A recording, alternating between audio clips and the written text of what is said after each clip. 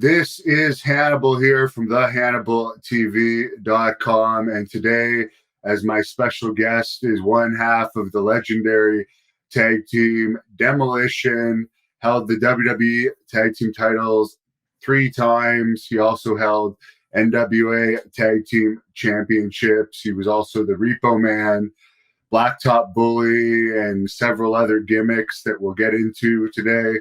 None other than Barry Darso, Demolition Smash, all the way from Minnesota. How are you doing today, sir?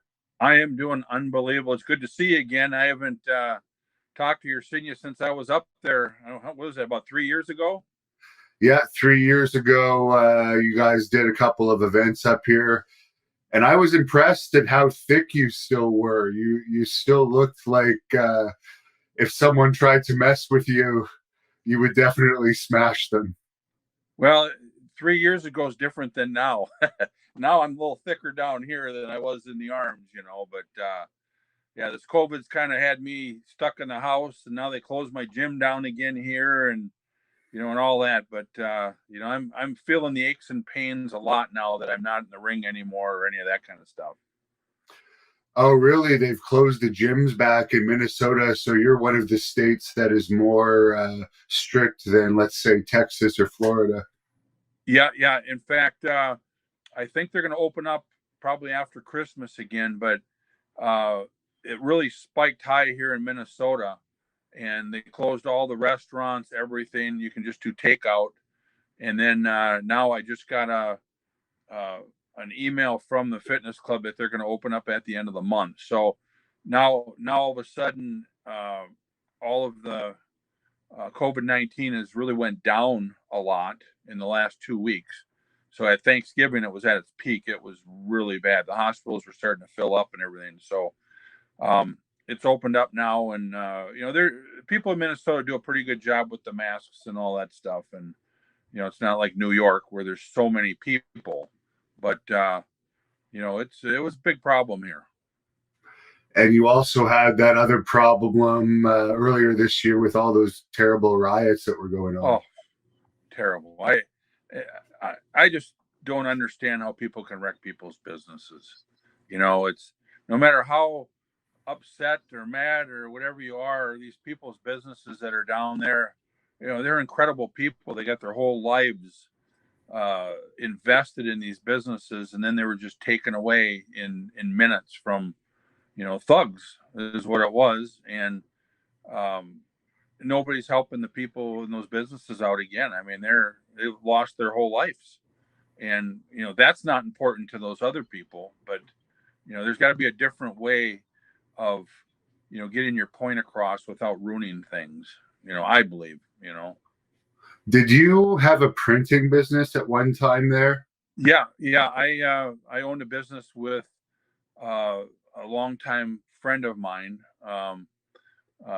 We've been best friends since like 7th grade, and we started the business 15 years ago.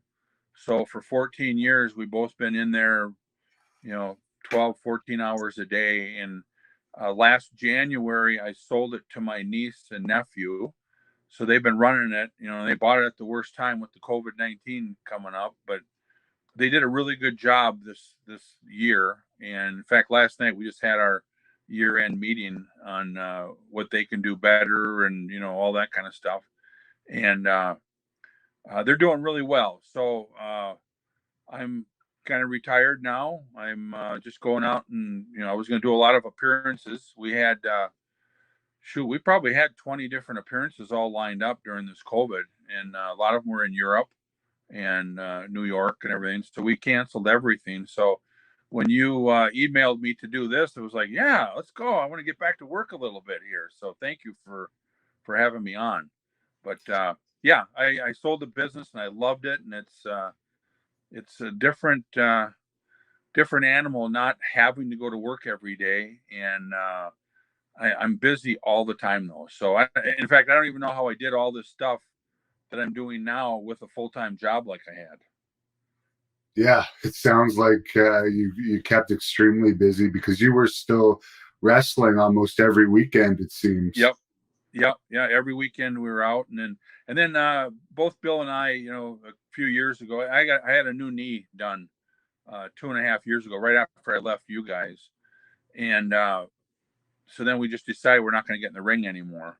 And we talked and we said we only want to go on the road twice a month is what kind of our goal was, because it's just getting to be too much, and we love the fans and we love all that, but it's just it's getting hard to get on these planes and get there 2-3 hours early, and all the stuff you got to go through. So yeah, we're excited now for when this opens up to get back on the road and see everybody again. Well, to start this off, could you tell us a little bit about your childhood and where you grew up and what your family was like? Yeah, definitely.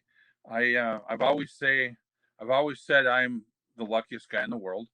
I uh, I grew up in Robinsdale, Minnesota, and my mom and dad I guess we were kind of like the Leave It to Beaver family. I got a brother and a sister, and my mom and my dad, and we grew up not with a lot of money, but we had a cabin, and both my mom and dad worked, and um, they instilled a lot of good things into us. But then by the time I got into sixth grade, they divorced, so then it was just my mom, and I was always in touch with my dad, but he wasn't involved very much with the family anymore.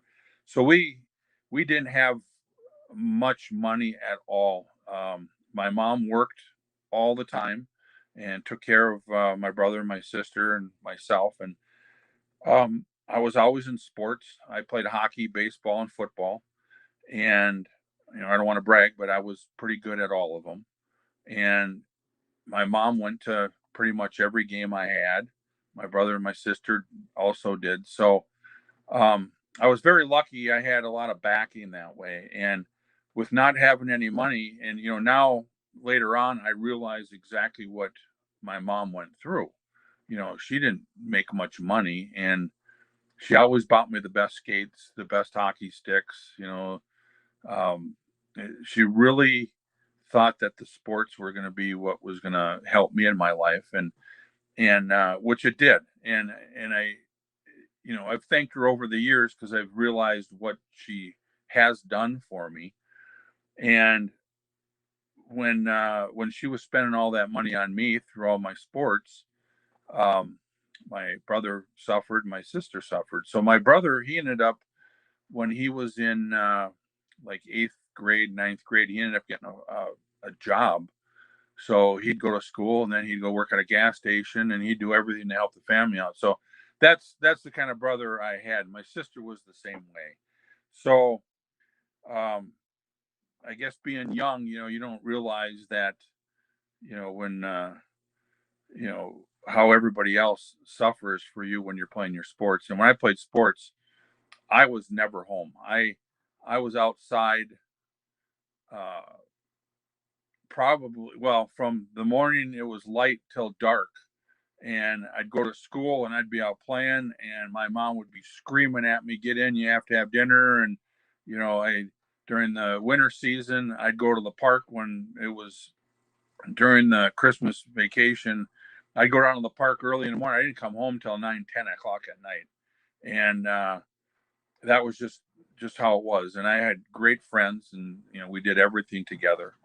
Um, so then it ended up being where baseball was probably my best sport. I played little league, Babe Ruth, and then right before high school, I played in the Mickey Mantle League, and I ended up I had a 744 batting average, so I could hit, and I had a lot of home runs. But I ended up playing hockey when I was in ninth grade. I played varsity hockey for the high school, which was a really big deal here in Robinsdale. And then I was recruited by Herb Brooks to play hockey for the Gophers, but then I ended up signing for football at the University of Northern Iowa. So once once I got there, I ended up staying a year, and they moved me to a position that I wasn't happy with. And when I left there, I got with one of my best friends and he was going to school up at Moorhead State. And I went up there and I moved in with him and a couple of his buddies. And then I ended up having a couple of jobs, but I started really training hard.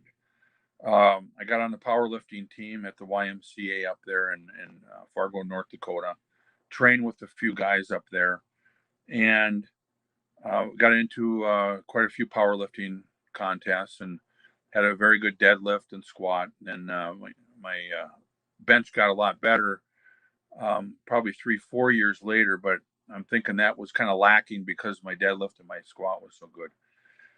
But anyways, after a year or two up there, I came back to Minneapolis and I started working at a bar down here, Grandma B's, and that's where Rick Rude and both the Road Warriors were working at this bar. So it was a pretty rough bar, and at that time I was probably 6'3", about 270 pounds, because I had to be under the 275 for the powerlifting contest I was in. I was a heavyweight and not a super heavyweight. So anyways, it ended up being where a bartender there, his name was Eddie Sharkey. He was a professional wrestler for years, and he was in Vern Gagne's territory. And he pulled us aside one day and he says, "Hey, Barry," he says, why don't you want to get into wrestling? I said, "Yeah." So both the Road Warriors and Rick Rude and myself, we ended up starting wrestling with Eddie Sharkey, and that's how everything got started. But I always wanted to write a book on my childhood, from how hard I worked in every sport that I did. It was like when I played basketball in the yard, we had a basketball hoop. My brother used to always tell me, "Barry, you got to shoot 100 shots a day to be good." Well, I shot 500 shots a day. And then they wanted me on the basketball team. Well, when we played hockey, he says, "Well, you got to be outside and you got to skate every day for an hour a day." Well, I was down there 8 hours a day. And I mean, that's how everything was. And I always, my favorite movie was The Sandlot. And I always thought that I was Benny on The Sandlot. I was the guy that was getting the neighborhood together and go out and play baseball. And, I guess the moral of the story is, if you want to get good at anything, you gotta practice, and you gotta really set your mind to it. And that's kind of what all of us here from Robinsdale did for wrestling. We all, we didn't just go to Eddie Sharkey's camp. After the camp, we'd be in the backyard, throwing drop kicks in the grass and punching each other and suplexing each other. And so it was a great childhood that I had. My brother is incredible.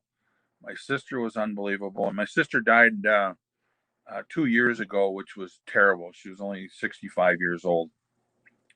But my mom's still alive, so my brother and I go see my mom. And the first time my mom ever seen me wrestle was in Minneapolis. I was probably already wrestling for 15 years or so, and I called her up. I said, "Mom, I'm going to be in Minneapolis. I got some tickets for you and my sister, front row seats." And she always said that she never wanted to watch me wrestle. Well, I talked her into it. She went down there, and I was wrestling the Road Warriors and the Ultimate Warrior. And we were in a 6-man tag, and I ended up getting an elbow from the Ultimate Warrior and knocked out 2 of my front teeth.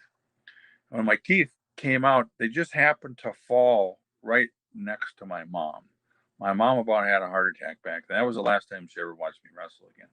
So anyways, that was my childhood, and great time. The fans on here always like to hear about personal best lifts. Could you tell us about some of your best lifts in bench press, deadlifts, squats, and maybe shrugs, because I know you got those giant traps? Yeah. Well, I had quite a few partners training, but the one that was my best partner I ever had was Wayne Bloom. And Wayne Bloom was in high school, was this skinny, tall kid where his knees were bigger than his legs kind of a guy, and he was a basketball player. But by the time I hooked up with Wayne, and he went to Cooper and I went to Robinsdale, that was the names of the two schools that are there. He used to train at Jesse Ventura's gym, and I trained at Jim Youngner's gym, the gym. And that later on, the Road Warriors ended up owning that with Jim Youngner. So Wayne was like I was when he had his mind set to something. He really pushed it. So I was just getting into powerlifting, and I knew Wayne from different friends and everything. And I went to Ventura's gym and, said, "Hey, Wayne, you and I ought to start training." And he says, "Yeah, I'm going to be leaving here. I'm going to go to the gym." So we ended up starting to train. And I was at that time probably about, 250 pounds, and Wayne was about 210 pounds. But Wayne was super strong. And after about a year of training, we ended up going to our first meet. And I can't remember the numbers of everything that we've done and everything, but Wayne could deadlift more than anybody that I ever seen before for how old he was, and him and I are the same age, and for what his body looked like. So we ended up naming him Wayne the Train Bloom. His goal was always to beat Jim Cash, and Jim Cash was, and don't quote me on this, but from what I can remember, he was a 220 pounder, and he could deadlift. I think he was at like 849 or something like that. Yeah, I think that's what it was. Well, Wayne, he was deadlifting at this time probably about 750 pounds, and he was 200 pounds and skinny. And I always looked at Wayne and I said, "Jesus, here I'm 250 pounds and I'm doing the same as him. He's stronger than I am." So he pushed me a lot. So I had to gain weight to get into the 275-pound class because I needed to be up at that 274 poundage, because at 250 I was giving away too much. And Wayne wanted to be in the 220 pounds. So we both had to put on 20 pounds. So we started eating and, eating right, and the protein and all this stuff. And all of a sudden in the gym, we're doing, deadlifting 800 and 805. And this is, back before they had these super duper suits and everything. So it ended up being, I ended up doing 777 in a meet. And I think Wayne did like 765 or something, which was unbelievable for me being, 40 pounds heavier than him. He was the deadlift king. And in that same, so I guess I should back up here. One of my first meets, I did like 410 or something on the bench. I did 625 on the deadlift and 650 on a squat, something like that. And then later on, it ended up being where I did 777 on the deadlift.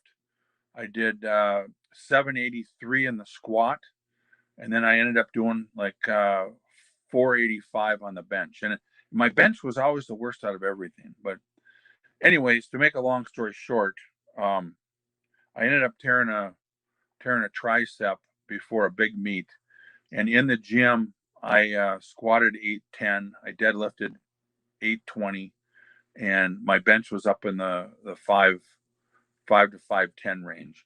So it kind of knocked me out of that meet. And then at that time, then I started wrestling, and I think that was kind of where I was starting to get the injuries, because you're taking all the bumps and you're trying to train. So then I started lightening up on everything. But Wayne kept on going, and Wayne ended up beating Jimmy Cash's national record, which was incredible. So as I got into wrestling, then pretty soon I couldn't really squat heavy anymore. I couldn't deadlift heavy anymore. And then I was down in New Zealand, and on TV there, I told the promoter that, when I was deadlifting, and he said, yeah, right. All these wrestlers always say that. Well, he put 700 on the bar down in New Zealand, and, no warm up or anything. I deadlifted that quite a few times, but I used to deadlift 700, 15, 20 times pretty easy. And Wayne was the same. And then my bench was always right around that 485 to 500. I couldn't, it was like I couldn't get stronger. And then I hooked up with Hercules Hernandez in Bill Watts's territory. And all of a sudden my bench was just starting to go, but I wasn't squatting or deadlifting heavy. So Herc and I ended up doing, 5.25 for, triples. And I told him, I said, my goal is to do a 600 bench. And he says, well, we're going to get to that. So anyways, it finally got up to the time. I did a 640 really easy. And he says, Barry, next week, he says, let's go for that 600. So we were in this old beat up gym in Baton Rouge, Louisiana. And I warmed up. I did a triple at 5.25. And it was so easy. On the third rep, I put the bar back up and I tore my pec. And it sounded like a corn husk. Came right down on me. The bench that I was on was a rickety old bench, and it broke. So I can say my best bench was 5.25 for 3. But I know for a fact I was getting close to that 600 range. So that's where I was with the lifting. And ever since the tear in my chest, it completely changed my body. I, got a big hole in my chest. And then my benching, no longer I could really bench anymore. And after all the bumps in the ring, then pretty soon the deadlift is gone. And then the knees, and then the squat's gone. But back in the day, I was pretty strong. When you were on the road in places like Mid-South where you had crazy travel in WWE, did you find it hard to get good workouts in? Well, with the heavy workouts, you couldn't anymore.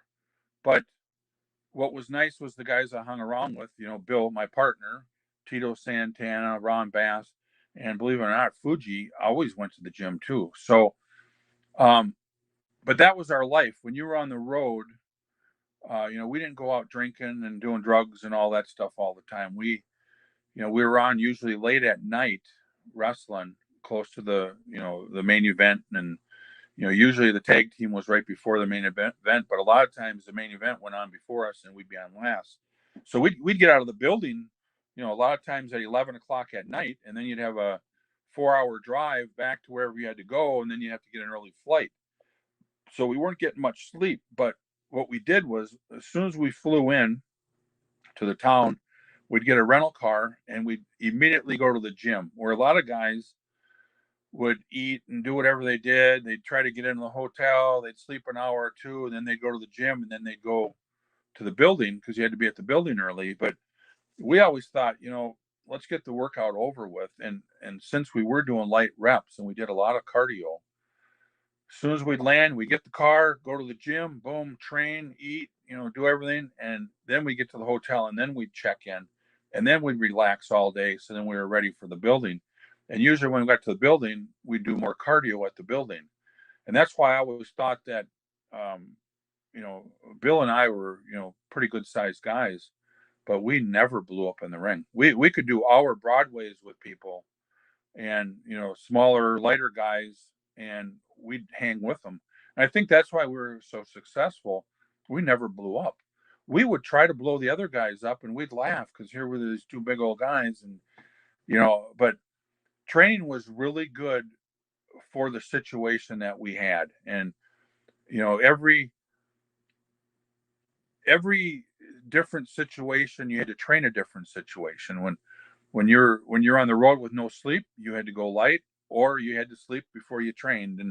And when you went home, you tried to go a little heavier because you were getting sleep and you were eating right. But yeah, the key was a lot of cardio and a lot of light reps, and get a good pump and get the heck out of there. And you were at Robinsdale High School, as you mentioned, with, I think, that whole crew of wrestlers, which I think is the biggest crew of wrestlers that ever grew up together. Do you have any stories about going to high school with all of those guys? Well, we were all in different grades and different ages. Um, uh, when we say we're all from Robinsdale, some of us were from like Cooper, like Wayne was from. Some of us were from Irondale, like Animal was. Hawk was from Minneapolis. Um, we all we all say we're from Robinsdale because we were all kind of in that within probably 5 miles of each other, and everybody has heard of each other or known of each other. Kurt Hennig was 2 years older in school than I was, and John Nord was a year older than me. Um, Wayne Bloom and I, we were in the same grade. Tom Zink, he was uh, a year ahead of me. Um, Brady Boone was 2 years ahead of me. Rick Rude was 2 years ahead of me. Uh, Animal and I were in the same grade. Um, and then you had Jesse Ventura and you had Bob Backlund and, Scott Norton. He went to the same school that Hawk went to. And, there's so many of us. You know, we were all rivalries in high school. And what's funny was, I was always in sports, and a lot of my buddies who we lifted weights with and everything weren't in sports, but they watched everything. So Wayne Bloom was at Cooper, and Robinsdale and Cooper were the two biggest rivalries for Robinsdale. Well, all of us used to fight those guys in high school. And a lot of times, like during the hockey season, you'd have the hockey game, and all of a sudden there'd be fights in the stands, and it'd be all my best friends were fighting each other. And, Wayne and his best friends, they were fighting each other. And, thank God I wasn't out with them. I was at the rink playing hockey because these guys would come to school and they'd have black eyes and this and that. But we all ended up becoming best friends, and half of them were the wrestlers. And then we'd always hear about the guys that are in Minneapolis. It's like there's rivalries, and Rick Rude would always say, "Hey, there's a couple of guys that were fighting up at the McDonald's in Robinsdale." So then we'd meet these guys and end up being Hawk and his friends and Norton. So it was like we were always in the same group, but we weren't in the same group, and we didn't know that later on in life we were going to be best friends. And we all got into wrestling, and wrestling's just such a bond. We were best friends, and it's terrible that all these guys have died at such a young age. I mean, I look at my son. He's 33 years old, 34 years old, and he's got 3 kids, and all these guys have kids, and just what their kids are missing out with their grandfather and their dad is. I mean, it's really sad, and I miss every one of these guys. It's just incredible. How's John Nord holding up? Because last I heard, he was having a lot of issues and in and out of jail related to DUIs. Who's that? The Berserker John Nord. Oh yeah, John Nord. He's always had those demons that gets him. And I'll tell you, out of all my friends, and I mean they're all great guys. John Nord is probably one of the best hearted guys out of anybody. If you called up John and said, "John, hey, I need a favor," where he'd be the first one that was there. And that's how John was always. And growing up, John was just, you know, he was, I don't even know how to explain it. He was just this big old huge teddy bear guy. And it was funny because his whole family, they're all big people and strong people and everything. When you go over to their house, they had a dog named Satch that was a Saint Bernard that was huge. He was a Nord. But anyways, Johnny trained really hard, and one time we were at the gym. He says, "Hey Barry," he says, and this was before we got into wrestling. He says, "Barry," he says, "I just read this article on a back workout." And I said, "Yeah." He says, "Oh yeah, I can gain like 5 inches in my back in one day, you know." And we were laughing at him, and so he says, "Yeah, it's an 8-hour workout." So John was in there, and it was like every 10 minutes he had to do these pull-ups, and then he did that for like 2 hours, and then he'd do deadlifts, and then he'd do that. And dang it, when he was done, his back, he grew like 5, 6 inches on his back. And he had the biggest back that out of any of us guys. He could take and he'd do pull-ups behind his back with 100-pound plates between his legs. And then he'd come in and he'd say, "Hey, I got this way of gaining 3 inches on my arms in one day." And we'd all laugh. And he did. He'd measure them. And at the end of the workout, he had like 3 inches on his arms. He had, when we were in high school, we were just getting out of high school, his arms were bigger than Arnold Schwarzenegger's, and they looked better than Arnold. So Arnold Schwarzenegger was down in, he came to Minneapolis, and he was down at a place called Dayton's. And so Jim Younger and Nord and myself, and I think Bloom was there. We had about 5 or 6 of us. And we said, "Hey, let's go down and let's meet Arnold, and let's get your bicep out there and put the two biceps together." Well, Johnny pulled out his bicep, and Arnold went, "Holy shit." And Arnold wouldn't take his arm off because at that time, Johnny's arm was bigger than Arnold's. It was huge. So, anyways, but back to later on, we always, partied heavy, drank beer, and we were the good old boys. And John always had his demons with drinking, and and I'm sorry if I was maybe part of it, but I always had a drinking problem too, but I could quit. Johnny couldn't. And later on in the years, John, got a DWI, and then, he had other problems, and then another DWI, and it ended up being where, in Minnesota, he had, 3 strikes and you're out. And, I can't remember all the details of everything, but it ended up being where he went to jail. And, he was the greatest guy, like he always is. Even in jail, everybody loved him, and he ended up getting out of jail. And back in wrestling, he'd wrestle, he'd go out and party, and then pretty soon he'd go 6 months where he wouldn't drink anything. And it just, the demons always caught up with him and always got him into trouble. And but through all of it, he was still John Nord. He was just the greatest guy in the world. And as far as Rick Rude, most people say he was the toughest of the whole Minnesota crew. Would you agree with that? Yeah, everybody, I was never a tough guy, but everybody that we hung around with were not normal guys. I mean, Johnny was an amateur wrestler too, and he was a big guy, and yeah, he was a real tough guy in his way. And Rick Rude, pound for pound, he was probably the toughest guy for his size. And everybody was tough guys, but some guys didn't want to fight, and other guys did want to fight. And I don't know.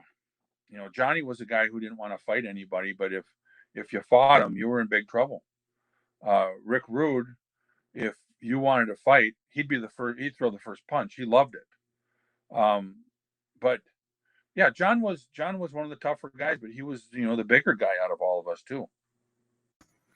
Were you in Mid South when John had that altercation with Butch Reed? No, no, I was already gone. I was already probably in Florida or something like that when all that happened, and I didn't even really hear the details when I was wrestling all the different territories and everything. I kind of lost touch with everybody unless we were in the territories. And every once I'd come home to see everybody, then they were gone on the road somewhere. So I didn't really keep up on all that stuff. And I was friends with Butch Reed and John, And I believe John and Butch were good friends after that. Yeah, that's what I heard too. It was just, I think Bill Watts kind of egged them on. Yeah, and yeah, and everybody wants to the testosterone's running high, and everybody wants to be on top. And Bill would egg those things on, and I'm sure if they weren't there, they probably wouldn't have fought, because both these guys are great guys to be around. The first territory that you worked, I understand, was Hawaii. Yep, yep, Could you yeah. tell us some details about that and your gimmick there? Yep, definitely. Um, when we were in Eddie Sharkey's camp, um, there was it was the Road Warriors, Rick Rude, and myself, and we were at the end of the camp to where we needed to start working. And the first one out of the camp was Joe. Um, and what had happened was Eddie Sharkey was very good friends with um, I lose my mind anyways, with Ole Anderson. And Ole used to come down to the camp, and Ole was the booker down in Atlanta. And he came down and he took Joe first. He liked Joe's look, and he brought him in, and he went down to North Carolina. And one of his first matches was with Johnny Weaver. And back then, Johnny Weaver, I suppose Johnny was in his 50s back then and wasn't a very big guy, but Johnny Weaver had the sleeper hold down there. So now Joe's coming out of camp at, you know, 260 pounds, in shape, strong as heck.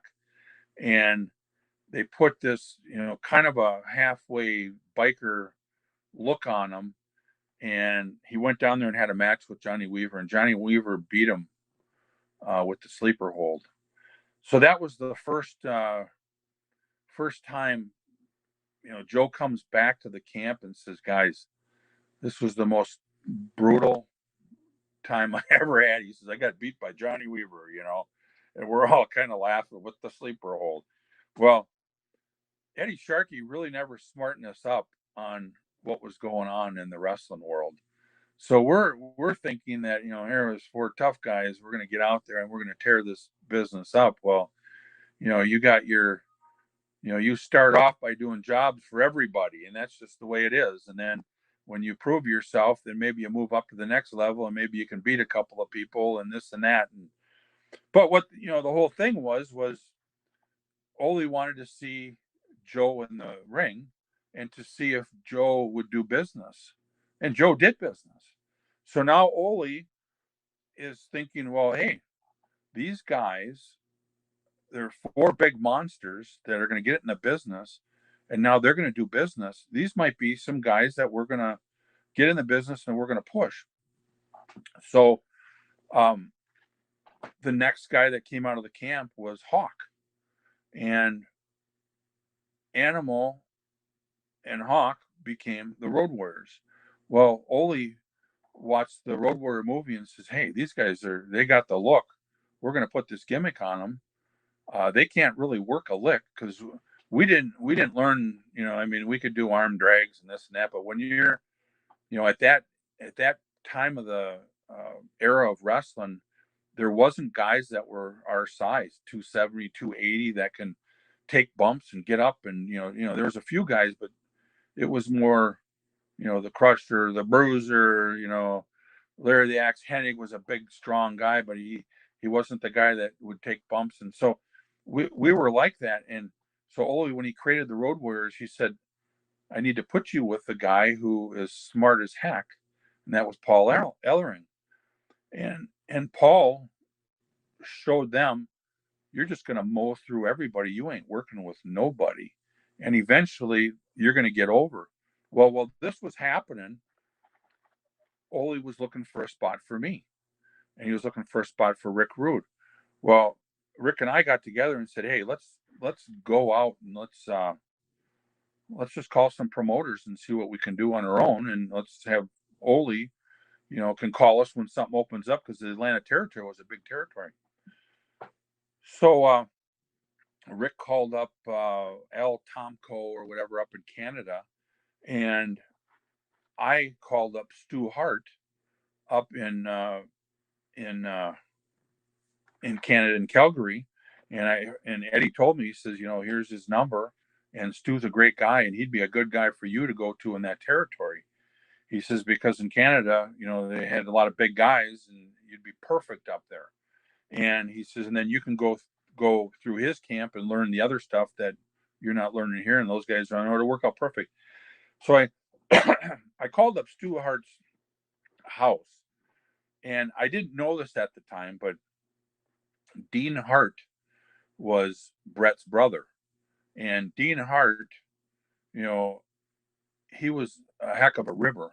Well, he made like he was Stu Hart. And I was talking to Dean thinking he was Stu. And he was asking everything about me. And like the story I just said. And he says, well, hey, I got some openings in Honolulu, Hawaii. There's a big show coming up at the Blaisdell. And he says, I work with Liam Maivia.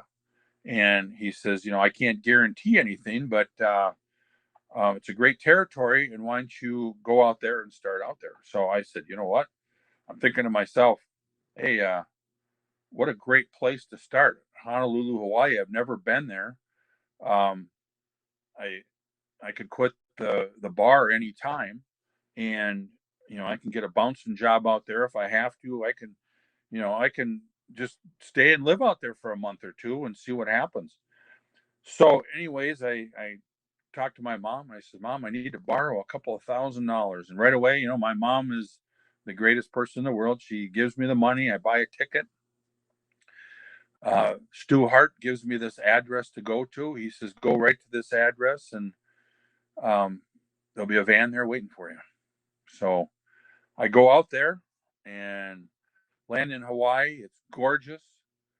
I get there, like 10 o'clock in the morning, and I'm waiting for this van at this address, and there's no van that comes there or anything. And he says to me, he says, and if nobody goes there, go over to the YMCA. He says, that's where all the guys are. So I go to the YMCA in Honolulu, and I thought, well, shoot, what a place. I'm going to train. I'm going to, see what's going on. And anyways, so I'm training there, and all of a sudden I see this guy come in, and it's Mark Lewin. And I remember Mark Lewin from TV, and I go over and I say, hey, Mark, I said, my name is Barry Darso. I'm from Minneapolis. I said, I came into town to wrestle at the Blaisdell, and I said, nobody picked me up over there. And he says to me, he goes, well, shoot, the Blaisdell isn't up. The show ain't for 2 more months, almost 3 months away. So he says, who'd you talk to? And I said, I talked to Stu. And he said, you sure you talked to Stu? And I said, oh, I think so. So this whole time I'm thinking I talked to Stu Hart. Well, anyways, I got to be friends with Mark Lewin, and I got an apartment there, and I trained every day with Mark Lewin. And he says, hey, we got a trip to Tonga and Samoa, and we're going to go to New Zealand. He says, you want to get on that tour? I said, yeah. I said, but I've never had a real match in front of people. And he says, well, this is the perfect one to go on. So we end up trying to figure out a gimmick for me. And he says to me, he goes, I got to go over to Ripper Collins' house tonight. He's really good with figuring out gimmicks. And he says, and I'll introduce you to Liam Maivia and all this stuff. So anyways, by this time now I got a tan, everything. He says, we're going to shave your head, and you're going to get a little ponytail. And he says, you got any buddies? And I said, yeah. I said, I got a good friend of mine that I've been talking to that wants to fly in. So I flew in another one of my friends, and we were the Mongols. And he was Zeke Mongo, and I was Czar Mongo. And our first trip was to Tonga, and we wrestled in Tonga, and then American Samoa, and then we came back, and then we went to New Zealand, and then that's when I started really kind of learning how to wrestle, and then we ended up coming back for the Blaisdell show. Well, they ended up putting the tag team titles on me and my partner, and the Blaisdell was sold out. And on these trips to Tonga and Samoa and all them, we got paid like $50 a shot. It was. I mean, we were starving to death. So we were guaranteed like $1,500 a piece at the Blaisdell. Well, at this time, I learned. I said, Mrs. Maivia, I need my money ahead of time before the match. I'm flying out tomorrow morning, and she says, well, after the show, I'll give you the money. Well, I've learned that she didn't pay a lot of the people a lot of the times. So it ended up being where me and my partner, we just ended up getting we were getting in a early plane that night, and we were going to leave before the match. Well, the word got out that we skipped the show, so then they were going to hire their hit squad on us. So we ended up, Mark Lewin took us over to his place, and we ended up staying for a couple of days because they were waiting for us at the airport and everything. We ended up catching a plane, and we took off. So then Mrs. Maivia called me at my mom's house and said, Barry, I can't believe you left. And I said, well, you didn't pay us on the other ones. You weren't going to pay us on this one. Why were we going to do it? Well, it ended up being Mrs. Maivia. We ended up becoming really good friends. So I flew back to Hawaii and ended up doing a few more shots there. And then I had a guarantee in New Zealand. They got me and back then, just being new to the business, I had a $600 American dollar a week pay in New Zealand, which was huge because the money there and the dollar, it was like I was a millionaire back then. And then Ric Flair came in, and I met Rick at the airport before in Minneapolis, but it ended up being where I traveled with Rick all over New Zealand, and we became really good friends there. And then Rick opened some doors for me, and between Rick and Mark Lewin, they started making some calls for me, and then I ended up calling Dusty Rhodes, and so that was my Honolulu trip, which all comes down to I got in the business and it was a rib, and I just put the boots to Dean Hart for so many years, but then later on I called up Dean and I said, Dean, that was the greatest thing that ever happened. What a great rib. I ended up getting in the business because of you. And Brett and I laugh about it, and it's terrible that Dean passed away quite a few years ago too. But, I always tell Brett, your brother is the one that got me in the business. That is a terrible rib to play on someone, though. You're lucky that that you took it and you made the best out of it. Well, and I always knew, you can't count on anybody, but you can count on yourself. And I just thought, if nothing comes to this, I'm going to have the greatest time in Honolulu, Hawaii. I'm going to train. I'm going to, do what I always do. You being a lifter, nothing else matters, but let's go to the gym and let's train. And then, you got to eat. So I had enough money for a couple of months out there. I knew I could train and eat, and I could be in Honolulu, Hawaii, and I, rented bicycles and I biked all over the island. I swam in lagoons. I did it all. I mean, it was, if I didn't get in the business, I still had one hell of a time. And, I would have probably stayed there and power lifted with Mark Lewin and all these guys. And as far as hanging out with Ric Flair, was he as wild as people say he is?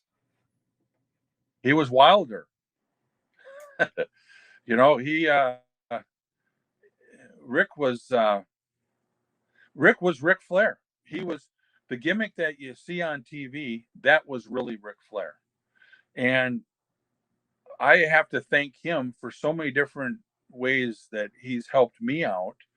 And when he was in, his job in the wrestling business was, he was the champion, and he went into every different territory, and he was the top guy, and the top guy in the territory would wrestle Ric Flair, and Ric Flair would make that person look like $1 million. And Rick would walk out with the belt, and he would make the guy who he wrestled a better wrestler and more over in that territory. And when we were in New Zealand, I really learned that from Rick, because Rick was there working with Lars Anderson, who was the booker, and he was the top guy in that little territory around there. And they had matches that were just incredible. And I would ride with Rick. It was just me and Rick. We'd rent a car. He was there for about 2 weeks, so we hit every city everywhere, and I learned so much about the business from Rick. And when he left, he gives me his home phone number. Gives, back then you didn't have cell numbers, so, and he'd always say, hey, and he actually had me talking to his wife, because she was from Minnesota and I was from Minnesota. So I could always get a hold of him through that. And he said, Barry, please, if you need something, you call me. Any questions or anything, you're a good guy. And that's how it was. So after when I left Hawaii and New Zealand that second time, I called up Dusty Rhodes, and Dusty says, hey, why don't you fly down here to Florida? And at that time, Tampa, Florida territory was on fire. It was incredible. And he says, come on down, let me meet you. He says, I've talked to Rick, and Rick has mentioned your name. He says that, you know, you're big, you got a great attitude. He says, you haven't really learned how to work yet. And he says, but maybe I can use you down here. And so I ended up flying to Hawaii, to Minneapolis for about 2-3 days, and I flew right to Tampa. And it was kind of that same thing. You don't have a contract where you have money or anything, but I made some money, and I saved some money, and I was paying back my mom already. But then I called up mom. I said, Mom, I gotta have some money again. So I ended up paying for my own ticket again. I, you know, had the money. I flew into Tampa. I met with Dusty at the office, and he says, "Hey, why don't you come down to, um, well, I can't remember what the building was, but we ended up, it was the Armory or something in Tampa." So I ended up going down there, and I met all the guys there, sellout crowd. And Dusty says, "This is what it's like, Barry, baby." And he says, I don't have anything right now for you, but he says, why don't you go to the gym, meet the guys and everything? And he says, um, we'll get you in some of the small shows around the state. And he says, we'll get you going. So I was training there again. I had a couple of great friends down there I met at the gym, and we were training. I had an apartment down there, and Dusty calls me up. He says, Barry, he says, I don't have anything for you right here. He says, it's going to be about 2 months. He says, if you want to wait, you can. But he says, I got a call from Ole. He says, and Ole knows you from the camp. He says, if you want to drive to Atlanta, he's got shots for you right away. And I said to Dusty, I said, Dusty, what do I do? And I, he says, I think you got to go with Ole. And then I called up Rick, and I said, Rick, what do I do? He goes, oh, go with Ole. He says, I'll call Ole.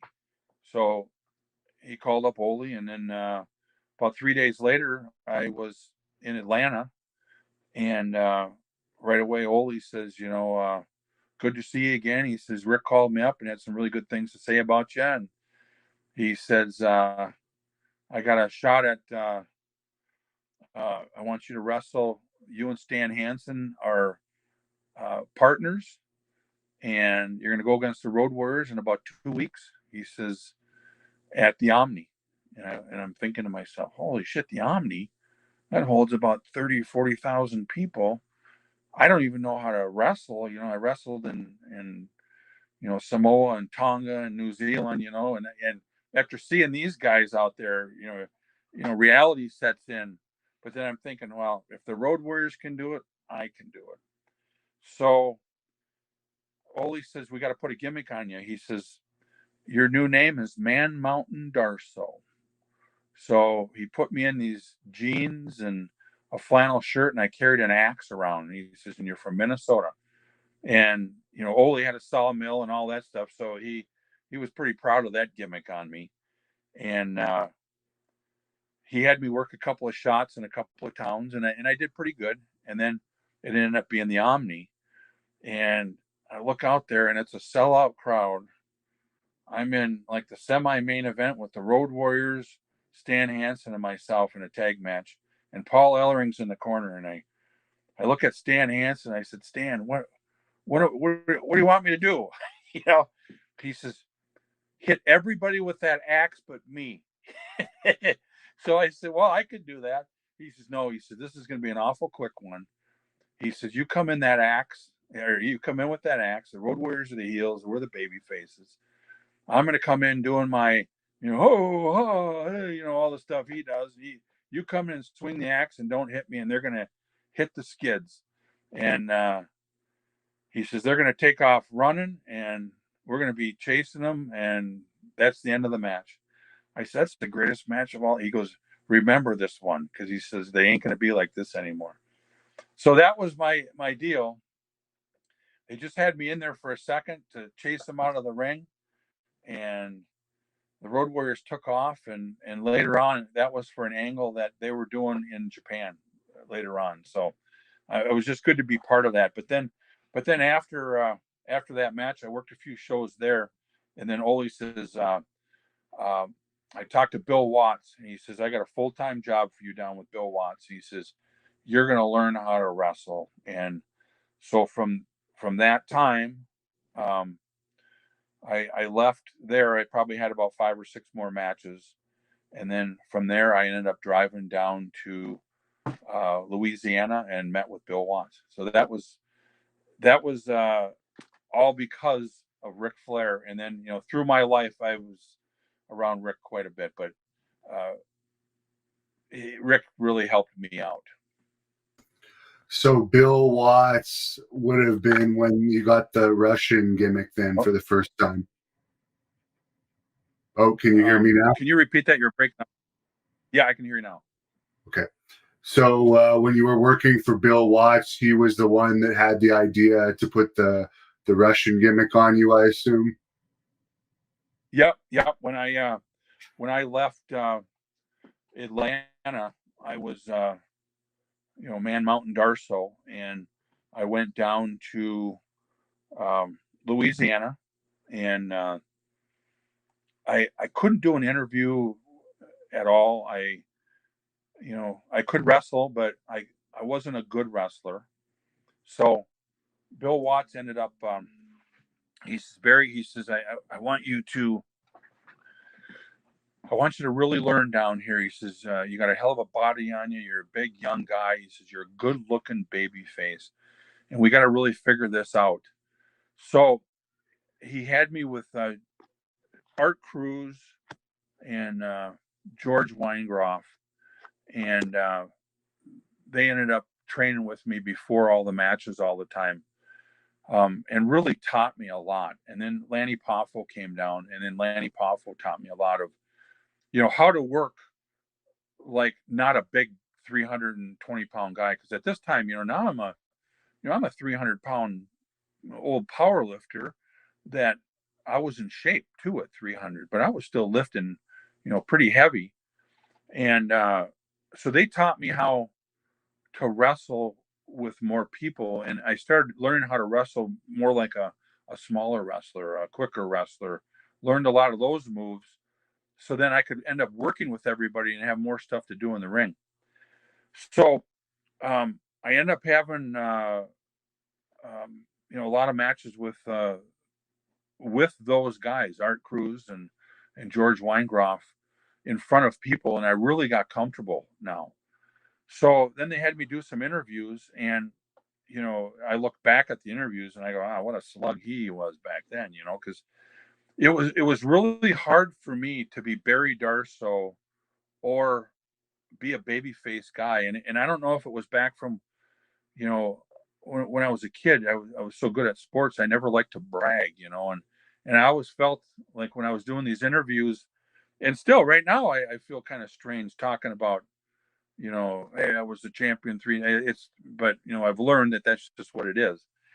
So I had a hard time, and Jim Ross was phenomenal. He was the announcer down there, and he'd pull me aside and say, "Hey Barry, just talk normal, and you don't have to be excited and all that." And I just thought, God, that was really nerdy. I mean, I just sounded like a goofball, And so I do these interviews, and they'd help me and everything. And finally, Bill Watts came up and he says, "Barry," he says, this Man Mountain Darso just ain't working. He says, how do you feel about being a heel? I said, thank God, make me a heel.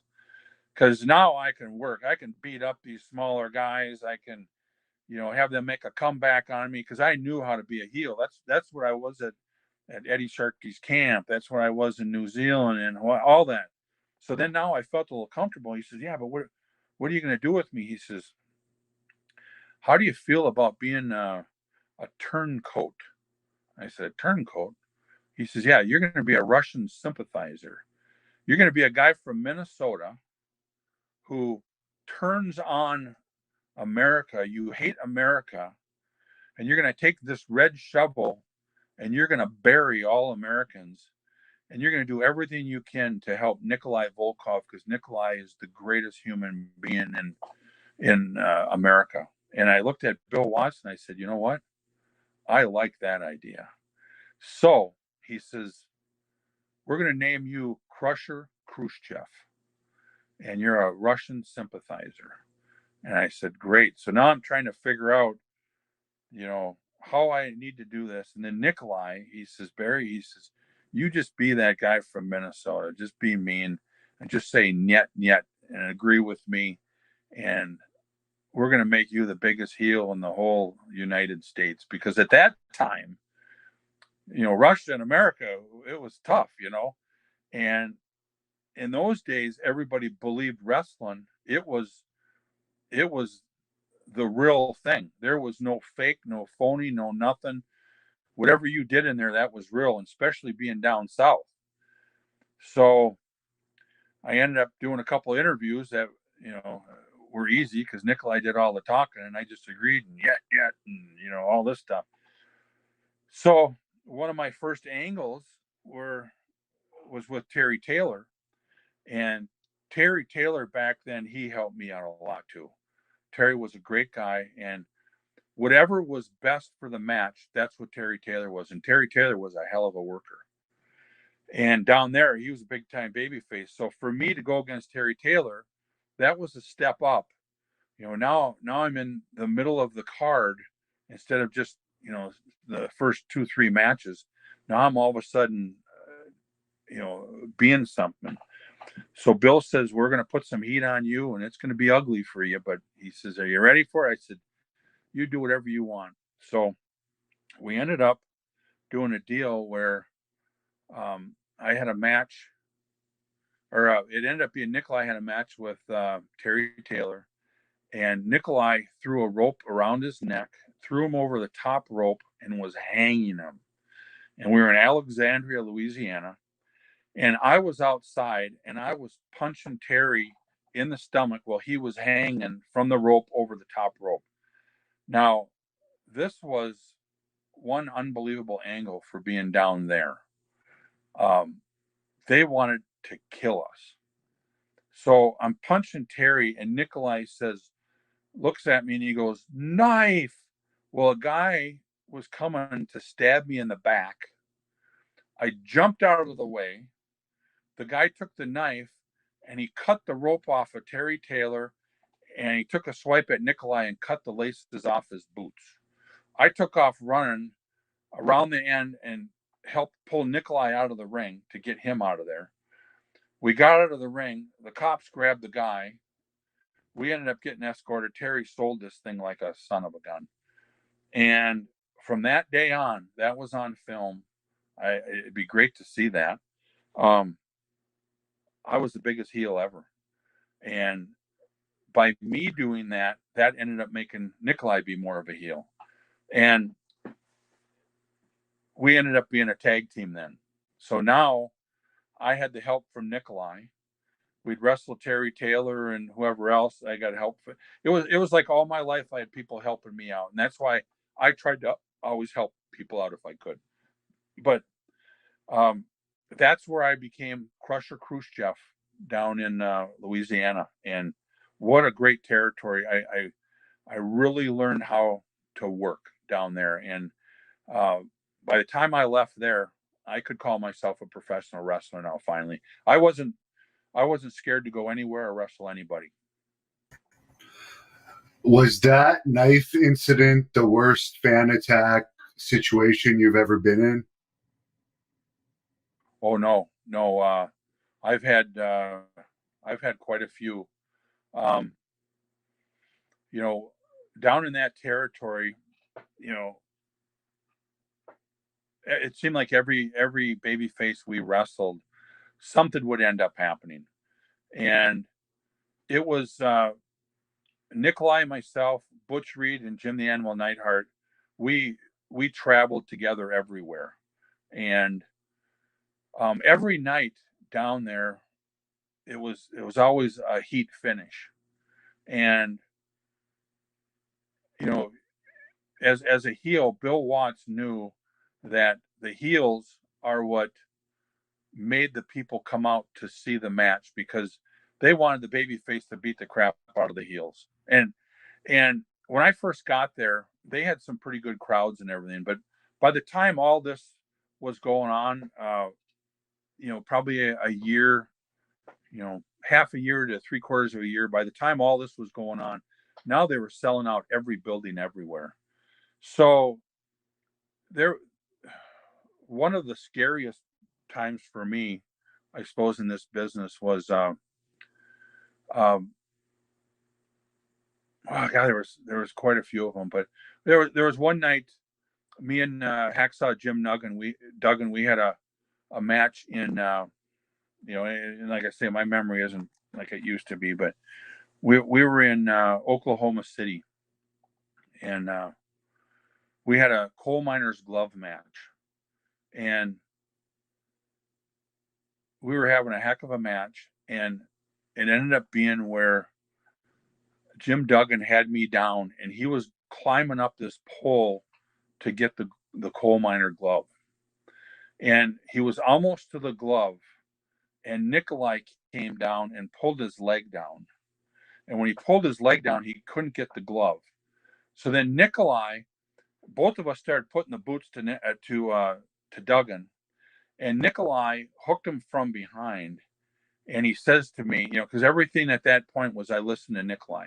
So Nikolai says, "Go get the glove." So now I'm climbing the pole to get the glove, and people were throwing beers and bottles and everything, because Duggan was going to beat me up and win the match, and it was my match, was the coal miner's glove match. So he's going to beat me at my own match. So I get up there, I get the glove, I put the glove on, and I'm getting ready to hit Duggan with this glove. And the cop outside, and you can feel when a riot's ready to start happening. And in that building, there was the main floor, and then there was a balcony, and the balcony was probably, 12 to 14 feet up in the air, and then there was a railing, and this place is sold out. Well, the cop, he stands up, and I'm looking at this cop, and he's a pretty good sized cop, and I'm thinking to myself, what is this guy doing? And I just happened to catch him out of my corner of my eye. And I took the glove, and it had a big steel hinge on the front of the glove. And I nailed Duggan right in the head, and boom, blood starts coming out. And I'm hitting Duggan. And Nikolai puts him down. Well, this cop, he takes this chair that he's sitting on, and he slides it in the ring. And I thought, well, this is great. I get the chair, and I start nailing Duggan with it. Well, the crowd is so pissed at the cop for giving us the chair. The whole crowd starts jumping on the cop, and they're putting the boots to the cop. Then they start coming in the ring. I said, "Nikolai, we got to get the heck out of here." And he goes, "You're right." And I ended up where the whole crowd, people from the balconies, were jumping off the balconies coming at us. And Bill Watts's rule was always everybody stays to the end to help everybody out. Well, now the guys from the dressing room are coming out. We're hooking and jabbing and putting the boots to all these people, fans trying to get us. And the only thing I thought of is, if we don't get out of here and somebody, leg dives us or knocks us down, we're dead. They're going to kill us, because they believed that we did that to Duggan, and Duggan laid there. And with the guys' help in the back and us, we ended up getting out of the building. and that was probably one of the hairy moments. But there was quite a few of those. But to me, that one was probably the one that could have went bad fast. I know it's a different time now, but for any wrestlers watching, do you have any advice for being a good heel? Well, things have changed so much now, but I think it all goes back to, you got to do things are that fans emotionally are going to connect with.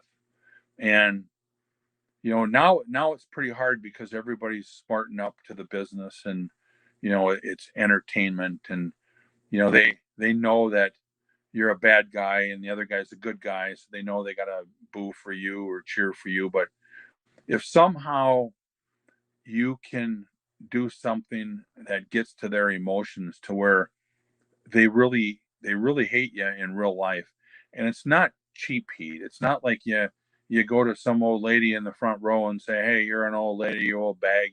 That's cheap heat. It's it's almost, I mean, it's really tough, but it goes back to the old school. You got to start off by, the bad guy, takes the baby face down, the baby face reverses it, gets on top. You just keep doing things, and the baby face is better than you, so you got to cheat. And when you cheat, you pull the hair, you you do moves like that, and you end up, you got to kind of figure out, and everybody's different how they work and everything, but you have to figure out while you're doing that, you have to make it look so real and so good that the people really know you are a bad guy. And if they really know you are a bad guy, and you create that persona all the time, and now it's a little harder. You got to do it on the internet, you got to do it on videos, and you got to do it in front of people. You have to act like that all the time. I think one of the worst things now is the heels now. You have your match, and then during intermission you go out and you sell pictures and all this. You have to kind of bite the bullet and go, "Hey, I'm a heel, I'm a heel." And you got to be a heel all the time. And eventually the people, when you walk out there, they're going to boo you, and not boo you just because you're a heel. They're going to boo you because they really do hate you. This guy really doesn't sign autographs for me. He really isn't a very good guy. And that's kind of, you know, my whole career as being a heel. I I never went outside and talked to people, never went in the same dressing room as the baby faces, never went to bars the same as people. It was a very serious thing to kayfabe everybody, but that was really what people believed in you. They said this guy really is a real a-hole, and it was hard for me because I'm not. I think I'm a pretty nice guy, but I played it like I was a bad guy all the time. And that's what the young guys have to be able to do. And it's hard when a baby face is out there selling pictures and making all the money in picture money, and then you're the heel sitting there and go, "Oh, what the heck? This ain't fair." Well, no, it's not fair, but you want to be a heel because you want to be a heel, so you got to be a heel. And you went to Crockett Promotions with a big push again with the Russian gimmick. Could you tell us about how you got down there and some of your memories of working for them, which was Yeah, affiliated with NWA? yeah. I'll tell you, when I was leaving Watts' territory down there in Mid South, Bill set me up with Eddie Graham down in Florida Championship Wrestling, and you know, um, and like I was saying before, I really believe that now I was a wrestler.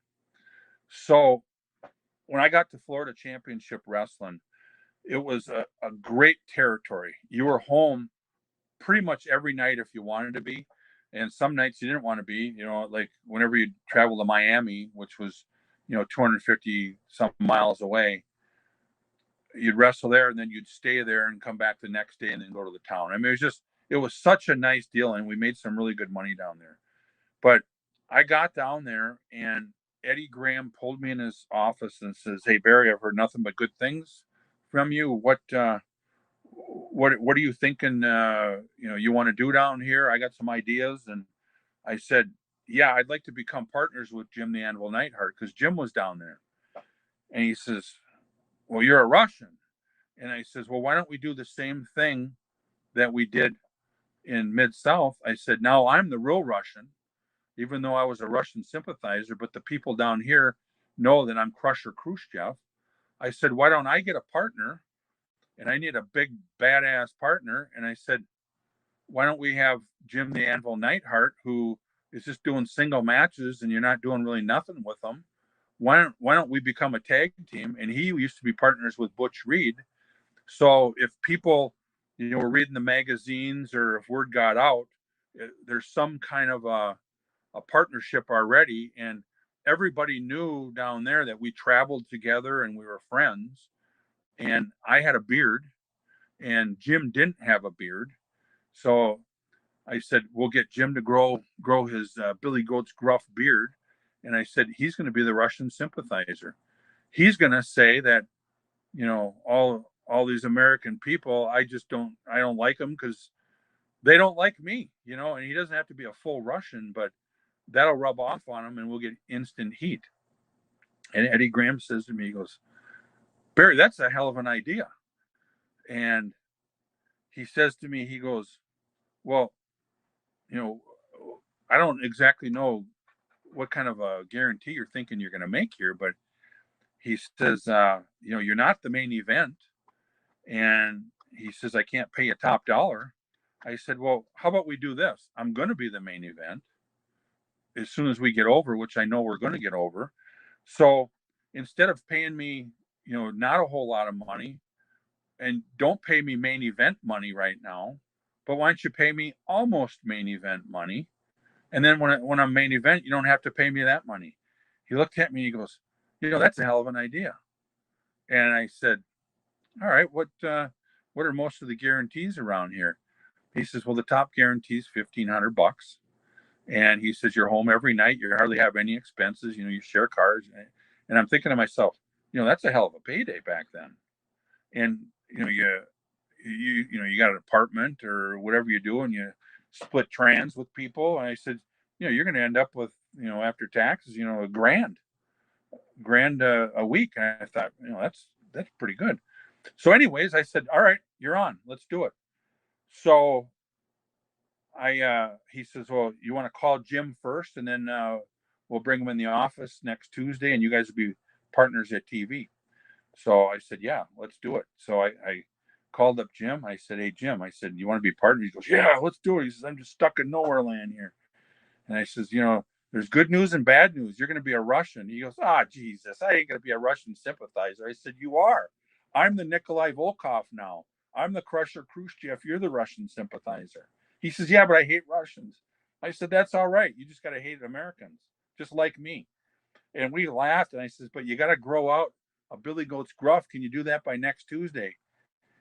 He says, "I can have the start of this thing." I said, "Well, start it." So anyways, we ended up being partners, and we were missing one piece of the puzzle, and we needed a manager.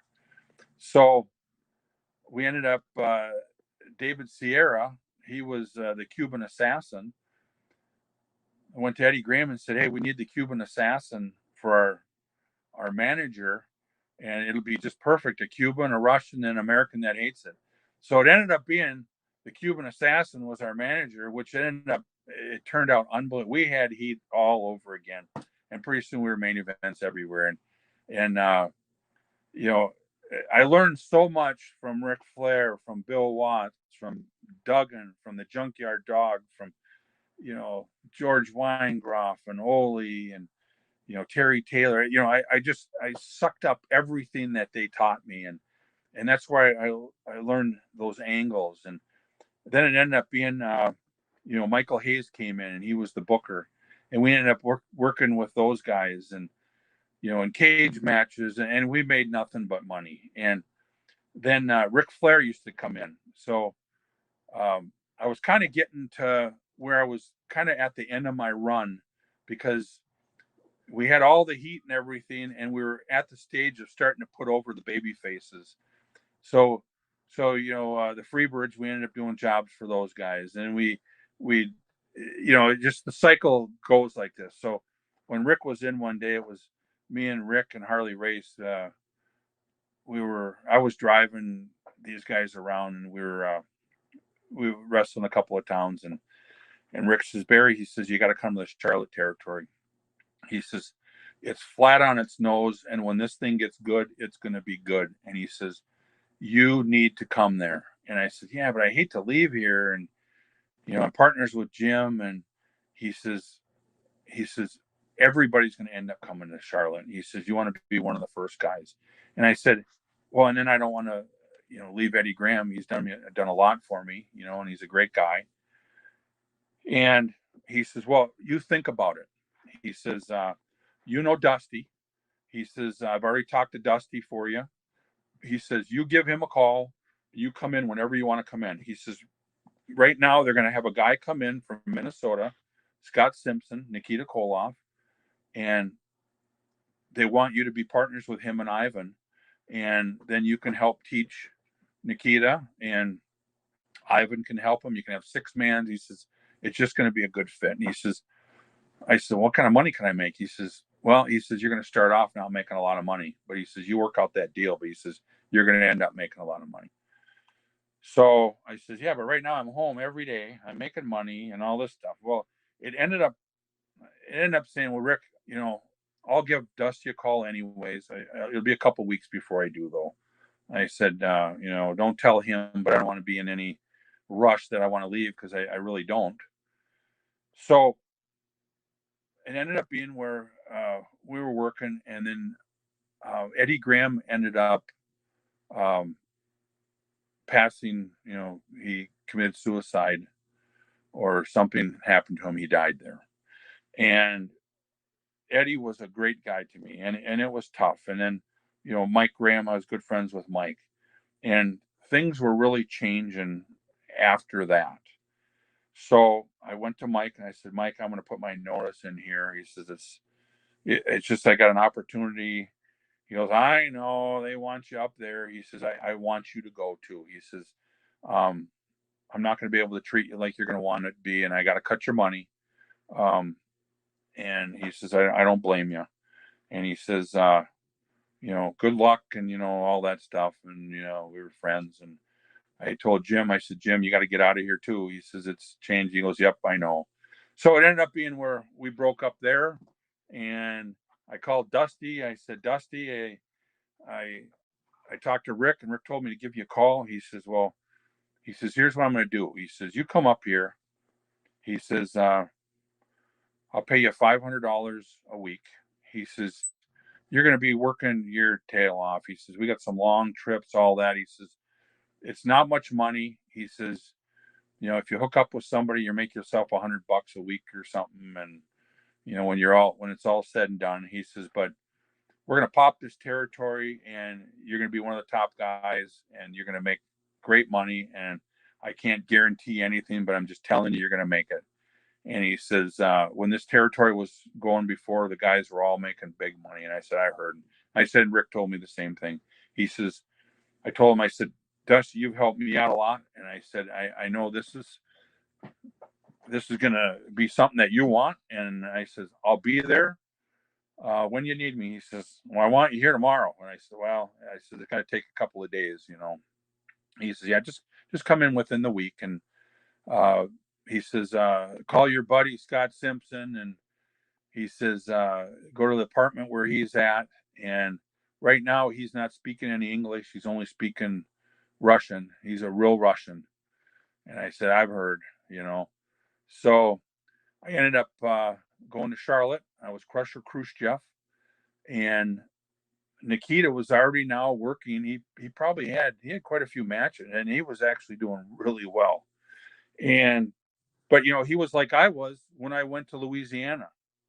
I thought I was a pro wrestler, but I wasn't until I got in the ring, and I thought, oh, I wasn't a pro wrestler yet. And after Louisiana, I thought, well, now I'm a pro wrestler. Well, I got to Florida, and I thought, well, I haven't even, I call myself a pro wrestler, but I'm not a really good one yet. But then now I'm thinking, well, now I'm pretty good. I get down here, and it's the same thing. You learn all the time from all the different people and the different territories you're at. So we ended up being, Ivan Koloff, Nikita Koloff, and Crusher Khrushchev. And Ivan Koloff, what a worker he was. I learned so much from him, and Nikita did. And then I helped Nikita as much as I could. And it ended up being where, Ivan and I ended up being the tag team. And then Nikita was doing single matches. Nikita was doing phenomenal. But he wasn't the worker. He was the big Russian sympathizer. He didn't speak English. He ended up changing his name really to Nikita Koloff. He did the gimmick to the T. He was, and I got to really look up to Nikita for doing that, because he took this business so serious. The people believed it, and they believed he was a real Russian. Him and I used to go to the bank, and I made like I could understand Russian, but he could only talk Russian. So we'd go to the bank, and I'd talk to the teller, and I'd say, yeah, this is Nikita Koloff. He can't speak English. I can understand or translate a little bit. Is there something that he needs to know? And I was kind of like the translator for him. And he was unbelievable. So it ended up being where he ended up becoming a heck of a worker after he started working with different people who could really work. So that's how I ended up being Crusher Khrushchev in that territory. And you feuded with the Rock and Roll Express quite a bit there. Could you share some memories of working with them? Yes, definitely. When we were in Mid-South wrestling with Bill Watts, that's when I first met the Rock and Roll Express. And there were a couple of young guys in the business. They were in Memphis and the Tennessee territory and all that, and these guys could work. But they were smaller guys. They were young guys where all the girls loved these guys. And when I became Crusher Khrushchev down there, Bill Watts was smart enough to say, hey, Nikolai and Crusher Khrushchev, I want you guys to work with the Rock and Roll Express. And back then, we both kind of had the big man complex. It's like, how could you work with these little guys when we're this big, and, we're not going to fly around for them. And, that was the attitude you kind of had, but it was the wrong attitude. Bill Watts taught us that you act like the big guys, but when it's time for the smaller guys to make that comeback, you fly for them. He always taught me, put these guys over big time, because then that makes you a better heel. He had the philosophy.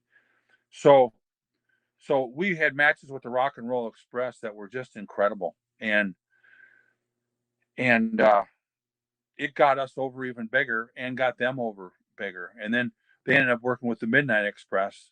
And now all of a sudden, the Rock and Roll Express were over so big, it was easier for the Midnight Express. It all balloons, and what a territory that was. So anyways, back to the Rock and Roll Express in Mid-South. So Ivan and I were doing tag matches with everybody, and we were establishing ourselves as a really good tag team. And we ended up winning the titles there, and they had the U.S. titles, and then they had the world titles. So I can't remember which one it was, but we had the titles, and we were going around, and I remember Dusty pulled me aside and Ivan, and he said, hey, I want you guys to have a title match with somebody, and I want you to have some unbelievable matches. Who would be the guys that you want to work with? And I told Ivan about the matches that we had with the Rock and Roll Express, and Ivan knew the Rock and Roll, but didn't know him. He knew him, but didn't know him. And I told Dusty, I said, Dusty, I think we should have matches with the Rock and Roll Express. and I think they should take the titles from us. And he looked at me and he goes, "Oh, you want to lose the titles?" And I said, "Well, I think we need to lose the titles and we need to win them back." But I said, they're new in the territory, and I don't know exactly if it went this way, but it's kind of what I'm remembering. We ended up working matches with the Rock and Roll Express all over the territory.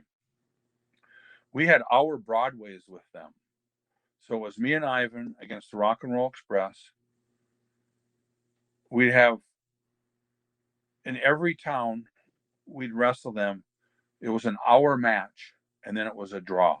And then we'd have matches where right before the draw, we'd cheat and win. And then there'd be riots. And I mean, we'd have a hard time getting out of the building. And I remember one night we were in Washington, D.C., and it was a sellout crowd. And we were against the Rock and Roll Express.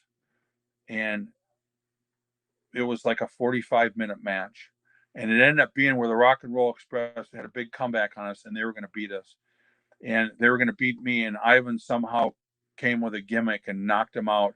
And we won the match and walked out with the titles. And the whole crowd is one of those deals again. They were ready to kill us. And we were walking out of the ring, and the lights were shining right on us. And it was one of those places where they had, an upper deck. And it was probably 25, 30,000 people there. It was a big, big night. And we're walking out, and you couldn't hardly see. And we were exhausted, tired. And Ivan was in front of me. So I was right behind him, and I'm looking up in the lights, and I saw something coming out of the balcony, and it was heading right towards Ivan. I jumped in front of Ivan, pushed him aside, and it hit me square in the head. And man, I thought it was like a bullet that hit me. I mean, it hit, and I started getting kind of dizzy, and I was ready to go down, and blood coming out of my head immediately. And Ivan grabs me and goes, "Oh, Crush," he says, "you saved my life," And anyways, he reaches down and he picks it up, and we get in the dressing room, and I mean, I'm dizzy, and I'm thinking to myself, "Oh my God, what did I get hit with?" He pulls it out, and it's a hot dog, and it had a giant bolt in it. So the hot dog came, and you know how heavy a bolt was. That's what hit me in the head. And if the bolt would have hit me, it probably would have, I don't know what I would have done, but it ended up being I got probably 5, 6 stitches and had a freaking lump in my head. But anyways, what ended up happening was, so we had these matches everywhere, and there was so much heat with these guys. We had a match in Spartanburg, South Carolina, and it was an hour-long match, but right before the hour, the Rock and Roll Express beat us. And it was a sellout crowd, and it wasn't a very big building. It probably held, 6,000 people or whatever, but it was jam-packed. And when we lost the titles, the air came out of, I mean, it was so unbelievable. That cheer was so loud. Ivan and I were laying on the mat. I couldn't even breathe. It was like they took the air out of the room, and the Rock and Roll Express won these titles. And I'm looking at Ivan, I'm going, "Ivan, I have never, ever heard a crowd like this before in my life." And even to this day, winning the titles in the WWE or the WWF, whatever, all the matches I've ever had, I never, ever had a pop like that before in my life that I've ever heard. And I crawled over to Ivan in the ring, and we were just laying there going, "Holy shit, what a match that was." And the whole dressing room bailed out and came up to the Rock and Roll Express and were congratulating them. It was like the biggest angle, bigger angle than I've ever been in or anything. And it was phenomenal. And we got out of the ring, and I said to Ivan, I go, "Ivan, was that a hell of a match?" And we both said, "Jesus, thank you." And I thanked him. And, after they had their, you know, interview out in front of the crowd and with all the guys, and interview in the dressing room with all the baby faces and everything. And, we were in our dressing room, they were in their dressing room, and the whole place emptied out. And we got together with them, and they thanked us. And it was like, that was the greatest moment in my life for wrestling at that time. And I don't even remember where we were at. Oh, it was the Rock and Roll Express. So, anyways, these guys were phenomenal. They would do anything you wanted to do, and you could count on them when it was time for them to make their comeback. You better be in shape because you were going to fly. And it was so fun because normally as a heel, you're calling the whole match and doing everything. With those guys, you could let them call it, and they called the match just like you would have called, but even wanted you to even get more heat on them. So, you know, one of my, in fact, the last match that I had after my new knee, being at the age I am now, was the Rock and Roll Express. We were in Raleigh, North Carolina. So Ricky and Robert, I love those guys. Great guys. We always hear the stories of all the girls that the Rock and Roll Express had in those days. Are those stories true? I don't want to get into any of that stuff, but you know, um, the girls loved them. Let's put it that way. Everywhere they were at, the girls were just screaming. It was unbelievable. But those two guys, I love them. Like I say, they were my last match of my career too. Now, you ended up going to WWE, of course, for your most well remembered gimmick as Demolition Smash. How did you transition from Crockett over to Vince? Okay, that was a heck of a story. So now um, I'm having a very successful time in Crockett's territory, and the territory really reminded me a lot of Louisiana, and a lot of the same guys from Louisiana were in Crockett's territory too. And it was a really tough territory because we were doing TVs for Crockett, and then we were doing TVs for Georgia Championship Wrestling in Atlanta. So you were working a lot, and you had to make some money. Well, I was making some pretty good money, but not as good as money as I thought I should have made. And we ended up doing the deal with the Rock and Roll Express. And earlier I was talking about how it was one of the greatest matches ever. We dropped the titles to them. Well, we were supposed to have, this was kind of the build up for um, a Starcade or American Bash, one of the two. I can't remember what it was for that match. And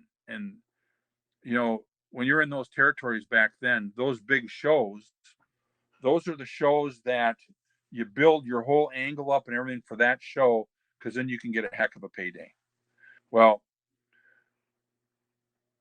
we did all of that with the Rock and Roll Express, and I was all set up to have the rematch with those guys at that big show.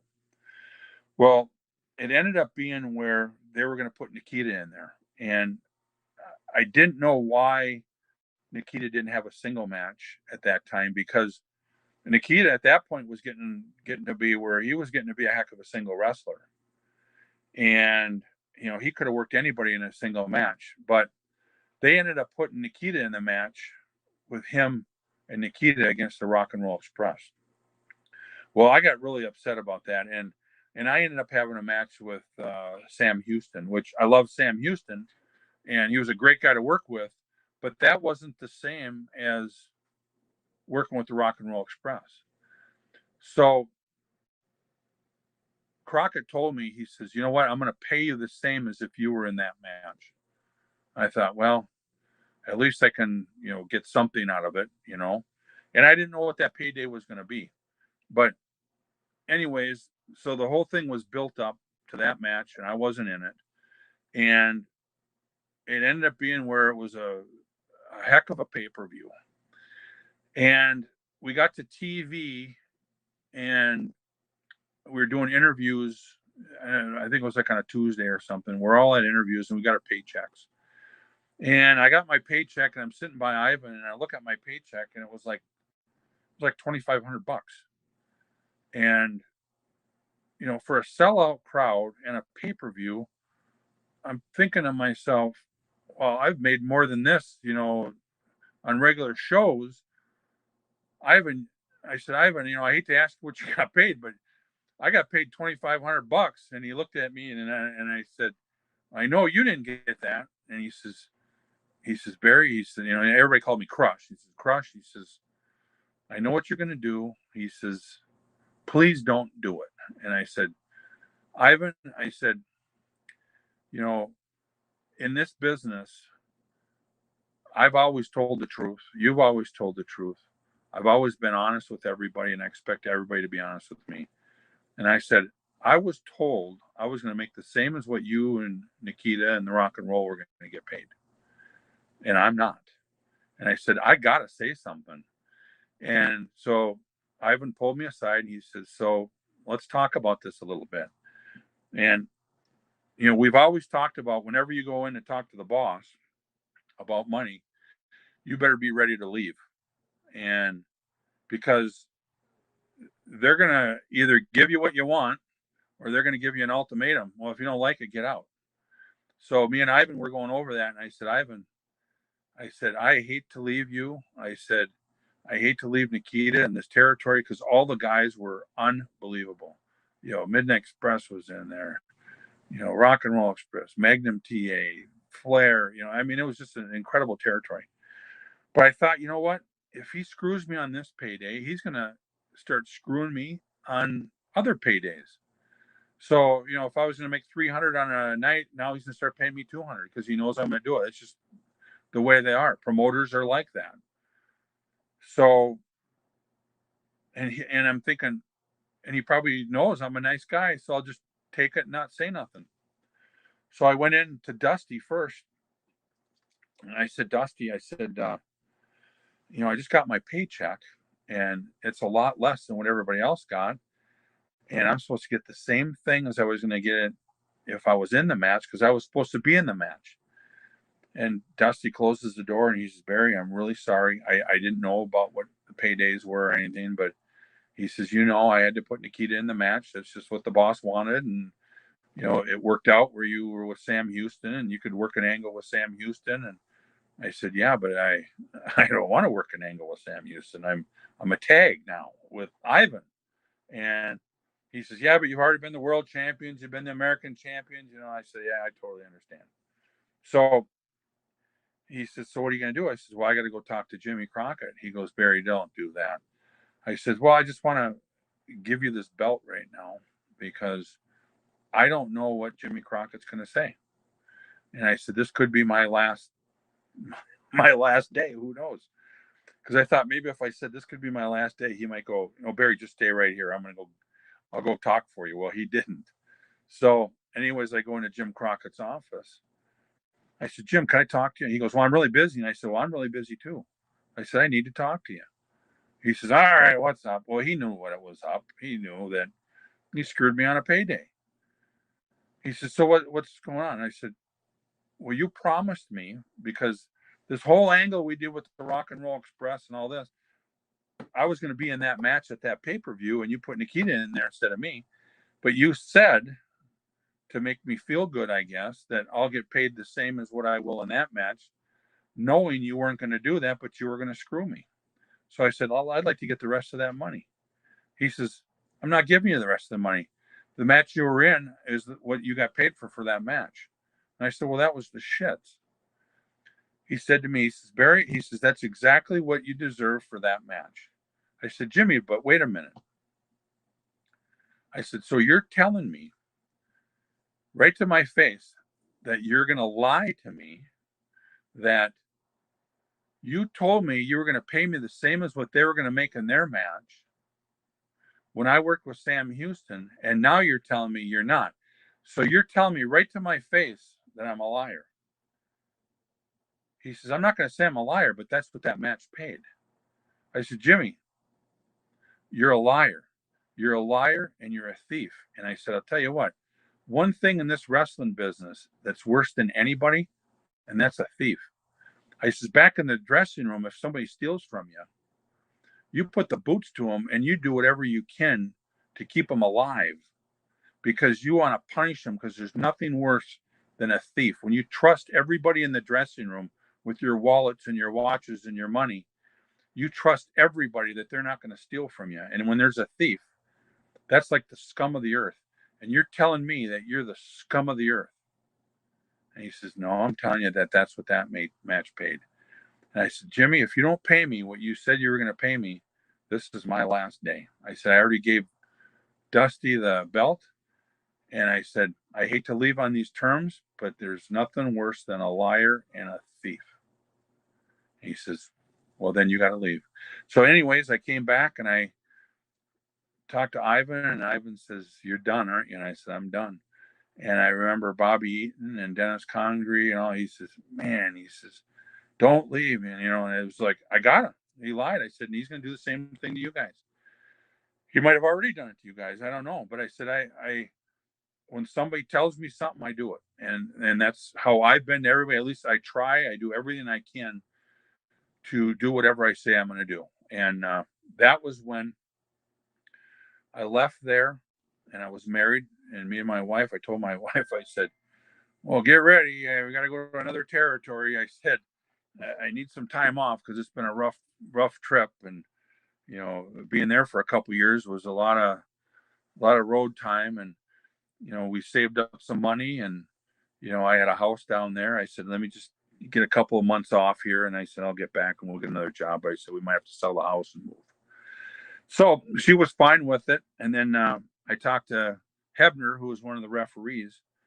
And Hebner says, oh, what are you going to do? He says, well, I'm going to call Vince first thing. I said, I don't know if I can get a job up there or not. He says, hey, but my brother's up there. He says, let me make a phone call for you. So then his brother calls me back. He says, hey, Barry, he says, I put out a couple of feelers for you. He says, just hold off for a little while. And then I ended up, I was training at Ricky Steamboat's gym, and I told Ricky the story, and Ricky goes, that's just like Crockett. He says, let me make a call for you. So Steamboat calls me up, and in the meantime, Flair is telling me, Barry, don't leave there, and all that. I said, Rick, I gotta go. I said, I've learned so much in this business. I can work in any territory now. Anybody would be glad to have me. I said, I hate to leave here. So Ricky makes this phone call, and I'm thinking, yeah, they're just calling, and who's talking to who and what and everything. Well, about 2 days later, so now this is like a week after I quit my job, Vince McMahon calls me up at home, and so I answer. I go, hello, and he says, Vince McMahon here. He says, is this Barry? And I said, yeah. And he says, I'd like to talk to you about, I want to set up a meeting with you. I hear that you're looking for a job. I said, Vince, I said, yeah, I really am. I really appreciate you calling. I never expected it right now, but I said, thank you for calling. And he says, I'll have a ticket for you later on today. I'll have a limo pick you up, and we'll see you at the towers tomorrow. Take it easy. And I'm thinking to myself, when he asked me, he says, you want a job? I'm thinking to myself, well, I'm kind of busy right now, and let me check my schedule. I thought, no, I ain't going to do that. I'm just going to, yeah, I'll be up there. Right. So I ended up getting a call from him. Had a plane ticket waiting for me and a limo, and he picked up, and that was the end of the territory with Crockett. And I still didn't know what was in front of me, but it was like, here we go again. I think we're going to have to do a part 2, so I'll wait to get into the WWE stuff for part 2. But just to backtrack a little bit, you were there in the NWA Crockett territory when Magnum TA had his accident. You were actually involved in an angle with him and Nikita. Could you talk to us about what it was like for the whole territory when a guy like that, who I understand was well liked and about to get an even bigger push, possibly a future world champion, had that kind of tragic accident? Yep, definitely. In that territory, in Crockett's territory, every single person in that territory, they were incredible wrestlers. I mean, from the bottom of the card could have been a main event, you know. And what was kind of nice about the territory, it did kind of switch around and rotate, the matches you had, except for, Flair and Dusty, a couple of the big time baby faces, they were never going to be on the opening cards. But, other main events would, win titles, lose titles, then go back down and end up being opening matches again and work your way up and find another angle and get up there. And the whole territory was kind of like that. But now Magnum TA, he was, in fact, in Mid-South, I was with him there, and that's when I first met him. And Magnum was unbelievable guy, and good looking, young guy, good body, had a good promo, and he could work. And he would do anything that anybody wanted him to do in matches. But by the time he got up to Crockett's territory, he really learned how to become a top baby face. And him and Dusty were good friends.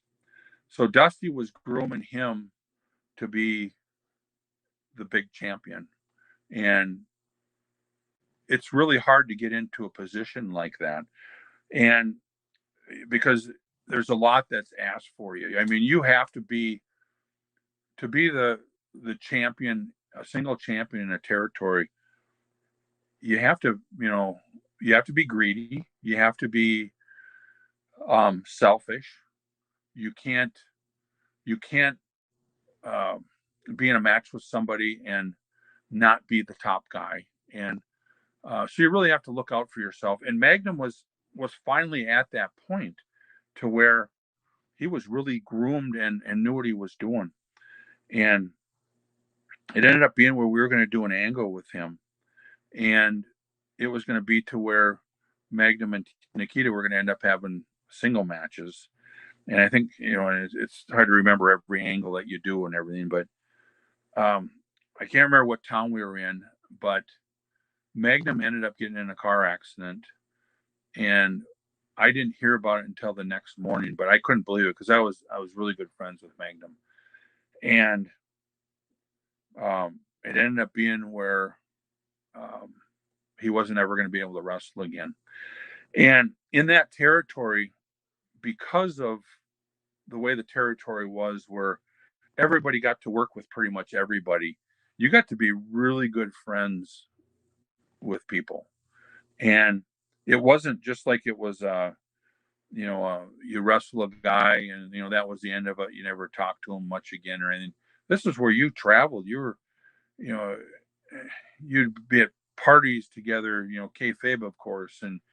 But the wives were friends with everybody and the guys were friends. And so when Magnum got hurt, I mean, it was devastating to the whole company because, it was something where it could have been me. It could have been Ivan and Nikita, or anybody in the territory. It could have been Rick, where he went off the road and got hurt like that. So it really hit home for everybody. And it was almost like, hey, we got to start really watching out for ourselves and taking care of ourselves a little bit more, because you don't know when your last day in this ring's going to be.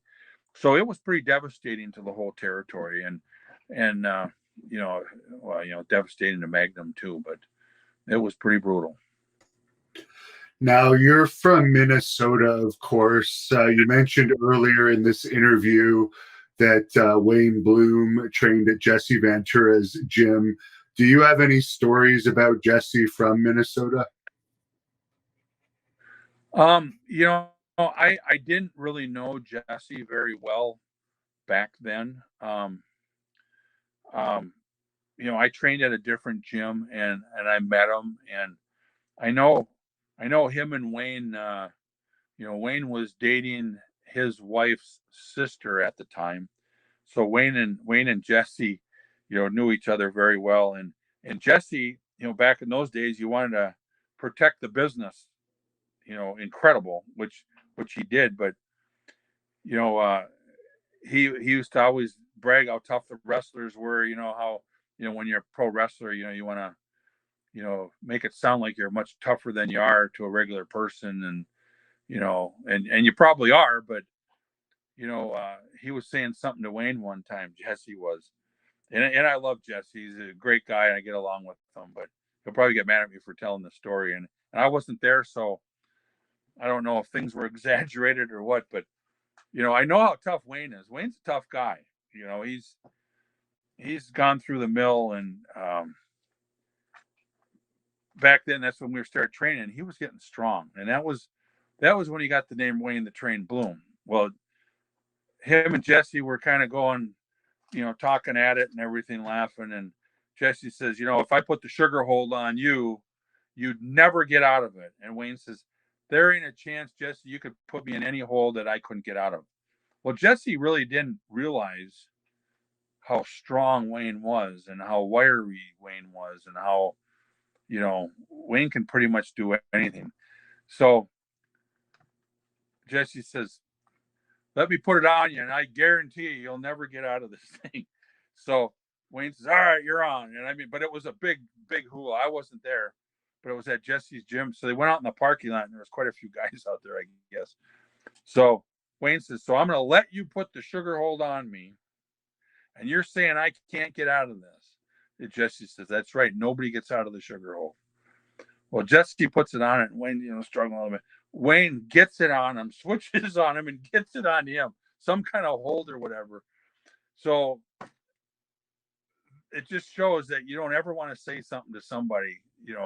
Wayne wasn't a wrestler. He was just a weightlifter, a skinny little scrawny guy who was unbelievably strong. And you're a pro wrestler who's like the toughest guy in the world.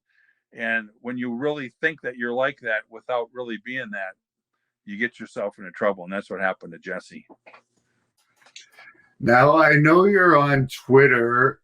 Where can people follow you on social media if they want to look you up? Oh, can you repeat it? Whenever you start back, it's like it's all, goofy. Okay.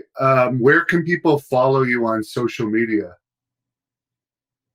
The only thing is I'm at Real Demo Smash. I really don't get on there very much and do things. I'm so busy all the time, and I never know what to say. At Real Demo Smash, I think that's what I better try to pull it up. So I don't even know what it is exactly. That's my Twitter. So let me pull it up here. So I guess no Facebook or anything else. What's that? Are you on Facebook or anything else? No, I'm not on any of the Facebooks or anything. But yeah, it's Real Demo Smash is my Twitter account. And I get on there when I travel a little bit and do some things, but I'm not on there like you're on yours all the time. And you know what I mean? Right. I'm an old timer that I'm just happy just talking to the fans and doing whatever. And how's Bill holding up these days? Bill is doing really good, and I love Bill. When we go on the road, we catch up with the grandkids now. It used to be when we were on the road, how are your daughters doing? How's your son doing? Now it's how are the grandkids doing? And then you start hearing all the stories about them. Bill still is teaching school. He teaches about 2 or 3 days a week. And then he's at home with the family.